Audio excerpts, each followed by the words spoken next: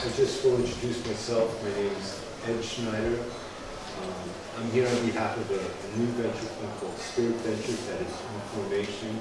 Should mention that I also manage a current venture fund called Quant Ventures that also invests in what we call key enabling technologies. So key enabling technologies, it happens to include, of course, photonics, but it includes other areas like semiconductors, material science, nanotechnology, bioengineering, advanced manufacturing, like additive printing. So it's why some people call it deep technologies, but these are things that require a lot of capital. And there was discussion by Dr. We're going to talk about a venture gap, and we're going to talk about that in a minute. But the great thing why they're called key enabling technologies is because they enable a lot of things. So in the diagram you see, we enable healthcare, we enable smartphones, we enable electric vehicles. And this is the source of this slide, by the way, is POE, so thank you very much. So it's a great slide. Thank you. And these are large markets. So if you look at semiconductors, semiconductor equipment, photonics is a $510 billion market in total. Now that's not just healthcare. I guess healthcare is about 30 billion. So these are just large markets. And then there's emerging markets that we talked about in the last slide and in the last presentation as well. So here's the problem. So, and I actually, you could approach it this way and have another slide after this. The problem is it takes a lot of time and a lot of money. And we're not talking about 5 or 10 million euros. We're talking about, on average, about 100 million euros. And on average, the time frame is about 10 years. So that's a long time, and the problem is that it's just another way of portraying it, which Dr. Pop already showed, but this is just another way of showing it. It takes there's a lot of money for, and it's almost misleading for doing seed investing or for doing research or getting grant type of funding, and that might give you €500 million, or if you're lucky, maybe less, maybe a little more. But then you have to invest tens of millions, move things from maybe a benchtop model to an actual, more than just a simple prototype, to some type of what I would call pilot manufacturing type of facility, where you can start producing industrial quality type products that could then be accepted into the market. And that takes tens of millions of euros, and it takes a number of years to get that done. And unfortunately, venture capitalists, they can't invest in things like that. They have fund lives of 10 years, investment period, it's half of that, which is 5 years. And that's if they invest at the beginning of the fund. If they're in the middle of the fund, then it's even half of that.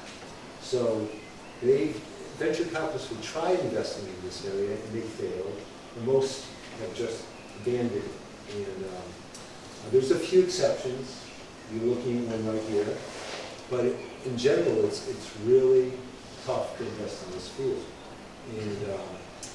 And so, if we could solve this problem, that I think there's different approaches to doing it. One, there's what I call mega accelerators, like we have in Vienna, Germany, 150 million euros of funding, which could help a lot of companies. But even those, if any individual one of those really want to move up to the next level, they're going to need a lot more money. And so that's the issue. And this happens not just in Europe. This last one was Europe. And if you look here, 3% of venture capital funding went to what I call IT hardware or Enabling Technologies. In the US, I think it's 8%. So it's really, and now recently there's this investment trend called artificial intelligence. So that's kind of reigniting a little bit of interest, but to be honest with you, if you're it's kind of a joke, no offense, but people in Brussels are always like 5 years behind. So now it's a big buzzword. They all want to organize money for artificial intelligence. Well, that ship already sailed. So that's going to be a lot of Me Too companies wasting a lot of European taxpayer money. But there's things beyond that.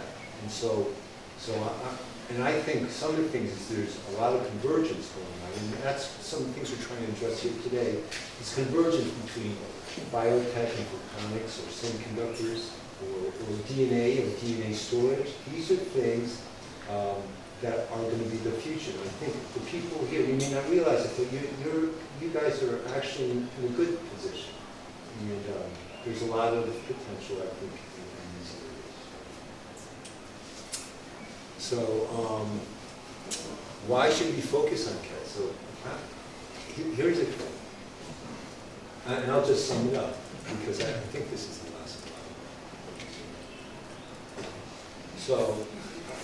So here's the thing.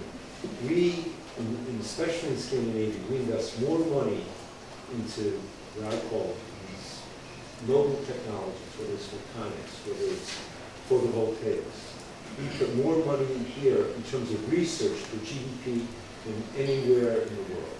It's over 3% of GDP. Even Germany is over there. So, so here, whether it's KTH or whatever, there's a true dedication to these noble technologies. The problem is it never gets commercialized. Most of these companies, if you look at the history, I mean, if you go back, let's see, there's Access Technologies, there's Micronic, there's a couple, there's CWK, there's ARM, but those companies are 25 years old. The recent examples are far and few between.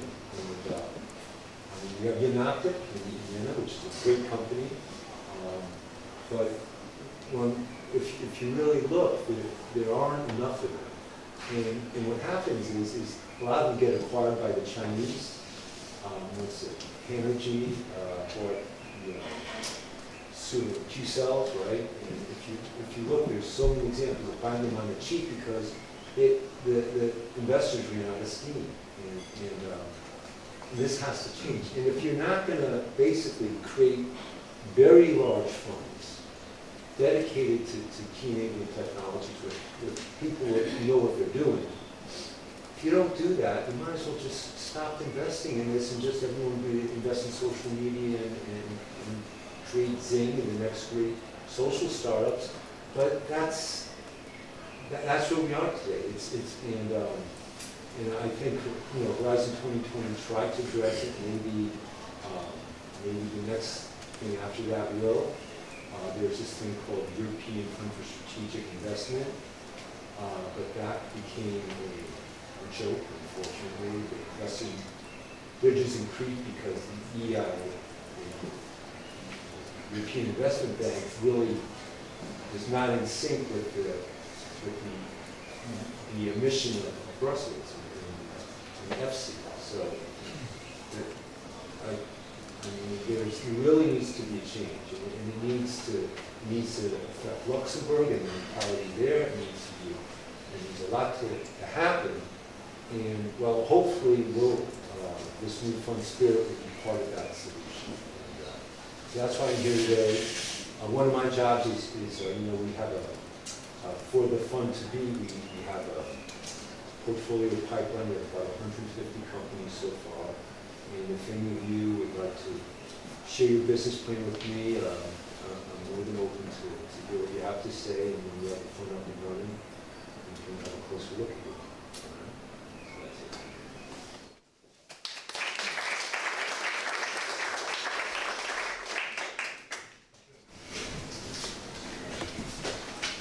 Yes. Ed, thanks.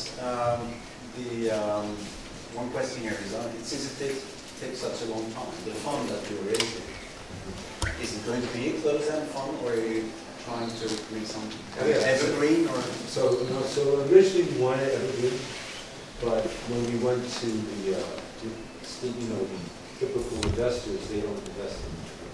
So, but what we did do is we made it a longer life fund. So it's 15 years, 13 plus 2 option years. And that's actually, that's the best we can do. And maybe if it's successful, that you can change some rules where the follow-on fund could invest in the existing portfolio. Usually that's not allowed, but if it comes to a lot of that. So and also we're targeting a size of 300 million. So it's not a small fund. And actually, we wanted 500 million, but we have to compromise. These are still, so 300 million euro fund with that type of lifetime could support most of the what kind of development stage would you like to invest in? So actually, it's 2-tier. We do the very early stage, seed investment. But we also have, there's some companies that have been around a while, that the technologies have developed pretty well, and they're close to commercialization. There's tens of millions of euros invested in them, and the investors sort of bring out a scheme, and I think there's a select number of those that also will move it. So, and that also gives, it helps in the fundraising, because the investors do want to see a little closer time to their exits.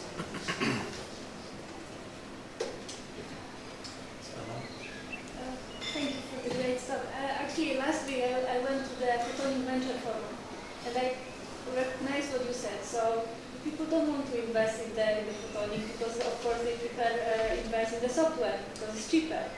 But actually, they realized it was a few investors who finally realized that the big money are in the manufacture.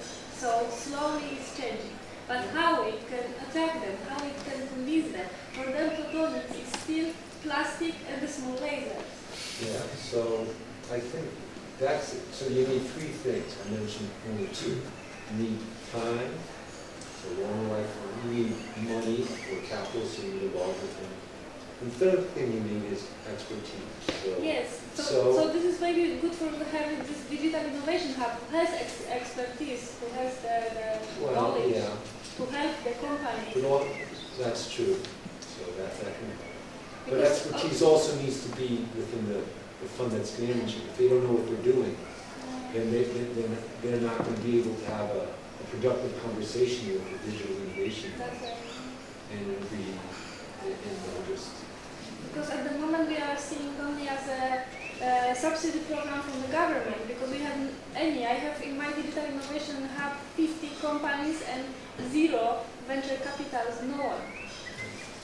Well, the other thing is that there is, okay, I suffered from this, so I'll share this pain with you. There's a fine line between leading edge and leading edge. And so, I have all the scars of we invested in a company called this one, Lights in Stockholm, and Media Audio in Italy. That was doing EUV lithography, and we were about 10 years too early. So so maybe depending on your project, you may not. That's why you have innovation hubs that can maybe do some really. I mean, if you're still just have this idea, it may. So there needs to be that type of partnership. But I've actually. It depends if it's a really compelling idea. Sometimes we create the thing. Now, one time even in 1998, we founded a biotech company. Now, my friend who had the patent, which makes so there's no hard rules, but in general, even for us, most of the time we're not going to get in your lab while you're thinking about something. We may help you, but we may invest a little bit. I'm not sure, but So I just wanted to control expectations. It needs to be, you need to do some work before you really want to approach any venture capitalist. Okay, thanks a lot. I mean, we'll have a session tomorrow morning to discuss financing, and we'll have a lot of time actually to discuss, debate. So thanks again. Thank you.